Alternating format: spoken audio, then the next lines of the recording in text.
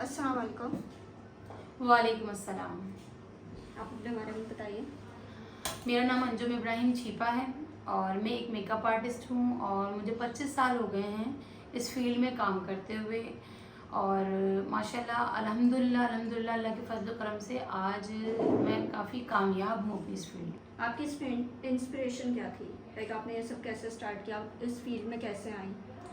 मैंने ये कैसे स्टार्ट किया, ये एक बहुत लंबी कहानी। ये समझ लीजिए कि मैं बचपन से ही मुझे इस फील्ड का, इस काम का शौक़ तो था ही, लेकिन मेरा इरादतन कि मैं इसको प्रोफेशनली काम करूँगी ऐसा मेरा इरादा नहीं था।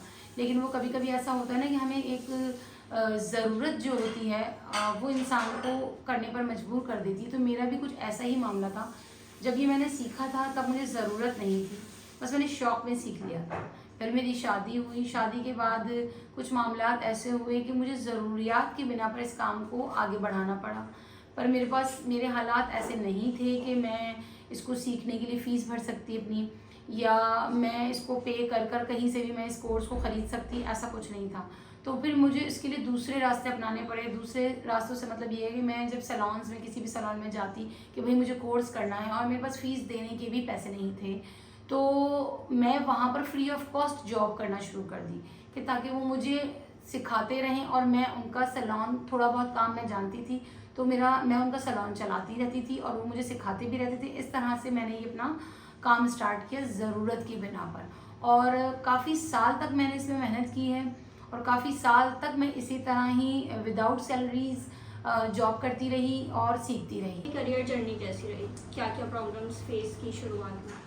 करियर जर्नी मैंने जैसे कि आपको बताया ना कि सबसे पहले तो पैसे ही नहीं थे मेरे पास। ये सबसे बड़ा एक मसला था, क्योंकि ज़ाहिर सी बात है हम कहीं पर भी कुछ भी पढ़ने जाएंगे, सीखने जाएंगे तो हमें लाजमी सी बात है पैसों की ज़रूरत थी।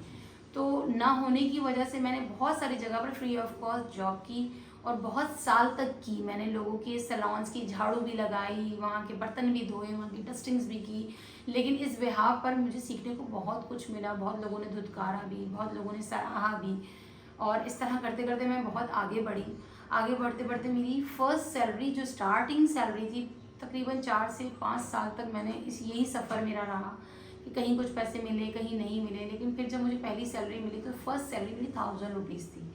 ये बहुत मुश्किल फ़ैसला था कि किसी सैलून में पूरा दिन काम करने के बाद पूरे महीने में आपको अगर 1000 रुपये मिल रहे हैं तो एक बहुत मुश्किल फ़ैसला था, जिससे मुझे मेरी ज़रूरियात भी पूरी नहीं होती थी। पर मैं अपना एक साइड बिज़नेस करती थी जिसमें मैं एक टेलर का काम करती थी, सिलाई करती थी लोगों के कपड़े। मैं बहुत अच्छी स्टिचिंग करती थी शादी से पहले से ही, तो मैं अपना जो खर्चा था वो मैं उसी से निकालती थी। लेकिन मैं पूरा दिन सैलून में इसी तरह फ्री ऑफ कॉस्ट जॉब करती थी।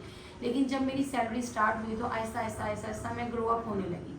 फिर मेरा काम इतना अच्छा होने लगा कि मुझे आगे महारोज़ में जॉब मिली। मैंने महारोज़ में 8 से 10 साल काम किया और विद इन स्टार्टिंग 3 मंथ्स में ही मैंने वहाँ पर इंस्ट्रक्टर की पोस्ट संभाल ली।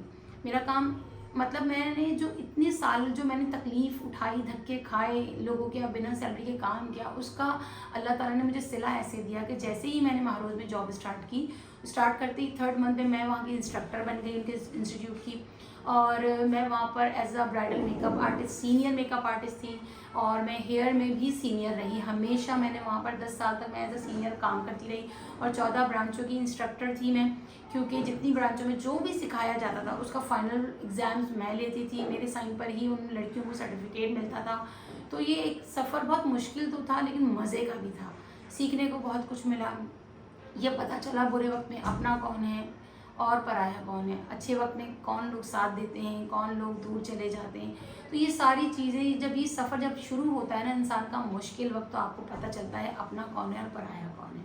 बहुत सारी चीज़ें ऐसी होती हैं जो आपको लगता है कि हम मुश्किल वक्त गुजारें, लेकिन नहीं, वो आपके लिए सबक होती हैं, लेसन होती हैं जो आपको आने वाले वक्त के लिए सिखाया जा रहा होता है।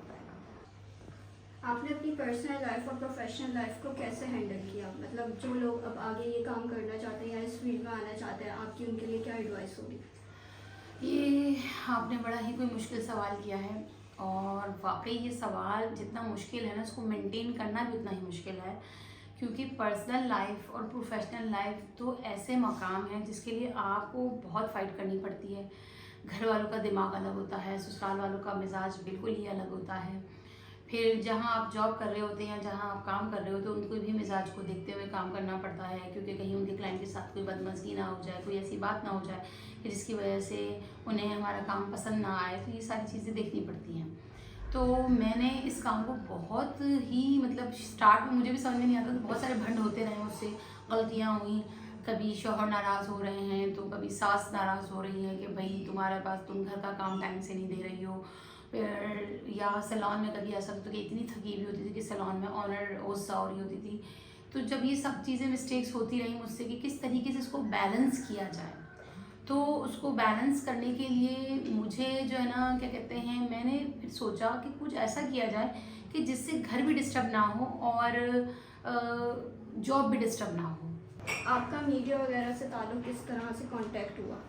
मेरा मीडिया से इस तरह से ताल्लुक़ रहा कि मुझे 8 साल हो गए थे काम करते हुए। तो वहाँ पर मैं उनका पूरा इंस्टीट्यूट रन करती थी, काफ़ी सीनियर पोस्ट पर थी। जितने भी इशरत बाजी के शूट्स होते थे, यानी कि महारोज़ वालों के शूट्स होते थे, तो वहाँ मॉडल्स आती थी और उनके मीडिया के लोग वगैरह आते थे, उनसे मेरा अच्छा सलाम दुआ थी, कॉन्टैक्ट्स वगैरह थे। तो एक दिन उनमें से ही किसी की मेरे पास कॉल आती है और वो मुझे ये कहती हैं कि भाई आप ARY चैनल पर फीमेल मेकअप आर्टिस्ट की नीड है, तो अगर आप जाना चाहें तो मतलब आप एक अच्छा वर्क कर रही हैं, तो मे भी हो सकता है कि वो लोग आप लोगों को सिलेक्ट कर लें। मैंने उधर कॉल की, मैं उनके पास गई, मैंने उनको ट्रायल दिया और 1 ट्रायल पर ही उन्होंने मुझे ओके कर दिया और उन्होंने मुझे ये अपॉर्चुनिटी दी कि आप कल से ही ज्वाइनिंग देते हैं ARY चैनल पर। लेकिन फिर मैंने उन्हें मना किया कि नहीं, मैं एकदम से नहीं ज्वाइन कर सकती, क्योंकि मेरे कंधों पर जो एक बोझ था वो था इंस्टीट्यूट का। 60 से 70 स्टूडेंट्स जो थी वो मेरे पास उस वक्त ज़ेर तालीम थी। महारोज़ में बेसिक, एडवांस और स्पेशलाइजेशन के अलग अलग कोर्सेज थे, तो मैं एकदम से क्विट नहीं कर सकती थी, जिसकी वजह से फिर मैंने महारोज़ की ऑनर से 15 दिन का टाइम लिया और उन्हें बताया कि भाई आप किसी न्यू टीचर को हायर करें ताकि मैं यहाँ से मूव कर सकूँ।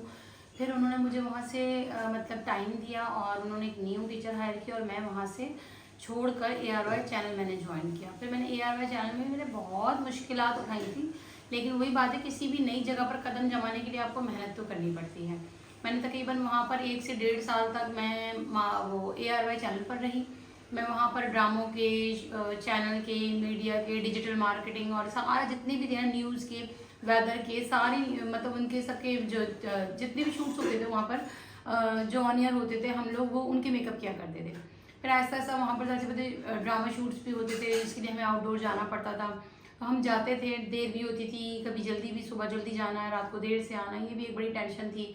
लेकिन ये भी हिम्मत की, कभी भी बैकअप नहीं किया इन चीज़ों मुश्किलात को लेकर के, यार टाइम से रात को 2 बज रहे हैं तो भी जा रहे हैं, और मतलब लेकिन करते थे।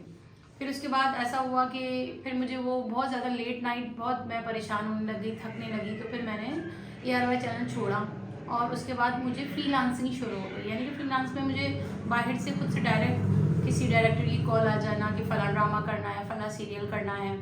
तो इस तरीके से मुझे ये वाले काम मिलने लगे। मैंने बड़े बड़े प्रोजेक्ट्स भी किए हैं, ख्वाब नगर की शहजादी पे 7 ड्रामा है, फरेब है और मोहब्बत ना करियो, इस तरह के बड़े बड़े प्रोजेक्ट, बड़े बड़े आर्टिस्टों के साथ काम किया है, ड्रामा शूट्स किए, फिल्में की, कमर्शियल्स बहुत सारे किए हैं और अभी तक कर रहे हैं। और अब अल्हम्दुलिल्लाह इतने सालों की मेहनत के बाद अब हम लोग फ़ैशन शोज़ भी कर चुके हैं। जैसे आइडियाज़ वालों के जितने भी सर्दियों की, गर्मियों की कलेक्शंस आती हैं, तो उसमें भी हम लोग बहुत सारे शूट्स कर रहे होते हैं। और सिद्रा टालपुर वाले हैं, उनका हमने फ़ैशन शो किया है। अभी हम लोग रिसेंटली AG मार्शल्स वालों के साथ दुबई में फ़ैशन शो कर आए हैं। तो इस तरह अलग अलग बहुत सारे मतलब कुछ ना कुछ करते रहते हैं। अल्हम्दुलिल्लाह अब अपना सैलून भी चला रही हूँ और मैंने बहुत सालों से बहुत मेहनत कर के अपनी बहुत सारी बीसियाँ डाली, इतने सारा मतलब पैसा जमा किया और करके फिर मैंने अपना तारिक रोड पर एक और न्यू ब्रांच ओपन की। पहली ब्रांच मेरी मेरे घर के सैलून में, घर में ही थी, मतलब जो नीचे मेरा पोर्शन खाली था, मैंने उस पर फर्स्ट मतलब वो बनाई अपनी क्या कहते हैं सैलून। और उसके बाद फिर सेकंड ब्रांच मैंने वहाँ तारिक रोड पर बनाई। उसको भी मैंने तकरीबन 1.5 साल तक रन किया, पर वो जगह रेंट पर थी। मेरे लिए पता नहीं वो जगह लकी साबित नहीं हुई, मेरा काफ़ी लॉस भी हुआ उसमें। जितना पैसा लगाया था वो सब डूब गया, जो उम्मीदें थी उस जगह से पता नहीं वो जगह मुझे रास नहीं आई क्या हुआ। लेकिन मुझे फिर तकरीबन साल से सवा साल तक मुझे फिर वो जगह मैंने खाली कर दी और मैं वापस अपनी पहली वाली ब्रांच पर आ गई और दोबारा उसी में ही काम शुरू किया। और अल्हम्दुलिल्लाह शायद मुझे मेरी अपनी जगह ज़्यादा रास आई हुई है कि वो दोबारा ही अल्हम्दुलिल्लाह कामयाबी की सीढ़ियाँ चढ़ रही है और हम अपनी ही इस जगह पर काम कर रहे हैं और बेहतरीन काम कर रहे हैं अल्हम्दुलिल्लाह। आज मैं इस मकाम पर जो पहुंची हूँ बस अनथक मेहनत और मेरे माँ बाप की दुआओं की।